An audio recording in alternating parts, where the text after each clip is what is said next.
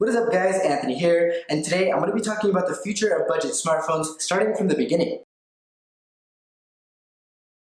So Apple's first attempt at an entry-level or budget model phone was in September 2013, when they released the iPhone 5C along the more premium iPhone 5S. In short summary, the iPhone 5C was pretty much an iPhone 5 repackaged into a cheaper plastic body.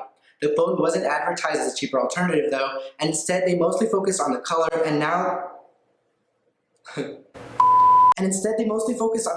the fact that you could now buy a pretty colored iPhone. A short while later, the now well-known OnePlus brand launched its first smartphone, the OnePlus One. OnePlus established their presence in the smartphone industry right away by marketing their entire brand as a budget-priced smartphone with high-end specs. Their slogan, "Never Settle," embodied what the company vowed to bring to the customer, a product that delivered a flagship experience at a reasonable price. So here are the results of those releases. Apple's iPhone 5C is considered by many to be one of the worst iPhones released in Apple's history. Many analysts and even consumers agree that this phone was a failure. The 4-inch screen, 1GB of RAM, and its year-old processor did not appeal to the consumer, and therefore Apple never created a successor to the iPhone 5C. Meanwhile, OnePlus found success with their first launch. The OnePlus One featured a 5.5-inch display, which back in the day classified it as a phablet-sized phone. It had 3GB of RAM and one of the latest processors. The best thing about the OnePlus though was that it had a 13-megapixel 4K capable camera.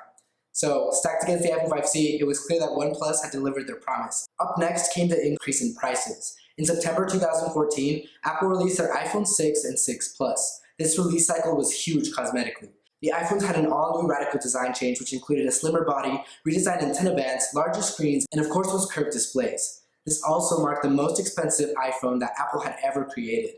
The iPhone 6 Plus started at $749, and the specs that you got for the price were insanely low. The 6 Plus packed 1GB of RAM, an 8-megapixel rear camera that only shot up to 1080p, and worst of all, the starting storage configuration was only 16GB. Again, OnePlus released their new phone not too long after and caught the eye of many with their OnePlus 2 model. The OnePlus 2 had higher or similar specs to the iPhone 6 Plus at less than half the price. So it featured a 5.5-inch display, 16GB of starting storage, a 13-megapixel camera, 4GB of RAM, and a bigger battery than the iPhone 6. I've said this a few times in my videos that specs don't tell the full story, although OnePlus was proving that companies could deliver flagship-level hardware without overcharging the customer. They were offering better specs than Apple's best iPhone at less than half the price. And while it probably didn't run as smooth as the iPhone 6 did and was missing a few high-end features, OnePlus was definitely making a name for itself in the increasingly priced smartphone market. Over the next few years, as more features were introduced and new and better competition arose, the smartphone market became ridiculously expensive. So in 2017, the iPhone X was released with an all-new design, more premium materials, and of course that Face ID. The iPhone X shocked the world by being one of the first major smartphone retailers to have a starting price of $1,000. Since then, the $1,000 smartphone trend has spread into other phones such as the Galaxy S series and the Note series as well. This has led manufacturers all over the world to raise their prices. Take the Google Pixel line for example. In 1 year, the Pixel 2 jumped from $649 for its base model all the way to $799 for the Pixel 3 base model. If we look at the Galaxy S series, we can see a similar jump as well.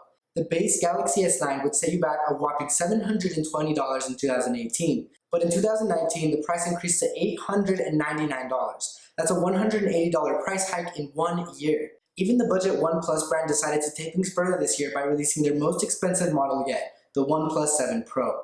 The OnePlus 7 Pro debuted at a starting price of $669. That's up $120 from its predecessor, the OnePlus 6T. Thankfully, things in the smartphone market have turned around a bit this year, and all major smartphone brands in the US have released a more affordable flagship along its premium flagship model. Apple debuted its iPhone XR starting at $250 cheaper than its entry-level flagship. Meanwhile, Samsung debuted the Galaxy S10e starting at $150 cheaper than its main flagship.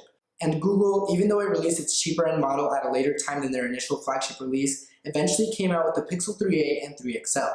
So the Pixel phones offered the most for your money while still keeping lots of the high-end features. The phone started at $399, half the price of Google's base model flagship. So what's the future of budget smartphones?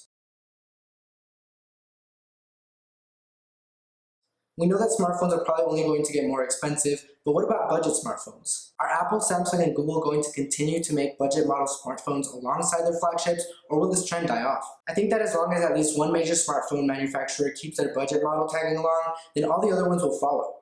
Based on rumors, we already know that Apple plans to release a successor to the iPhone XR, which leads me to believe that not only was the iPhone XR a success, because remember that their first attempt into the budget market did not lead up to a successor, but also that other companies such as Google and Samsung will release their own successors to their budget handsets. Budget phones have always had a place in the smartphone market, but things have slightly changed in the past few years regarding budget phones. The first being the price. While many don't consider the iPhone XR or even the Galaxy S10e to be budget-friendly, the reality is that these are budget flagships. They have nearly identical specs and features to their more premium counterparts, and that's why they're priced the way they are. Even OnePlus has shied away from their once very cheap prices. Their current phone, the OnePlus 7 Pro, is almost in line with the prices of the iPhone XR and the Galaxy S10e. So I think that these budget lineups that the companies have been doing are going to generate lots of revenue for the companies, and there's going to continue to be a bigger demand for these cheaper phones with high-end specs. The budget flagships have been one of my favorite trends in smartphones in recent years because you get so much more for your money. I've had the opportunity to test almost every budget model from the main companies I mentioned in this video, and there were very few disappointments. There was one with the Galaxy S10e that was really big, and I made a video on that, so I'm going to put a card in the corner if you want to go ahead and check that out. So that's it for today's video. I hope you guys liked it. Make sure to stick around for the next one, and I'll see you guys then.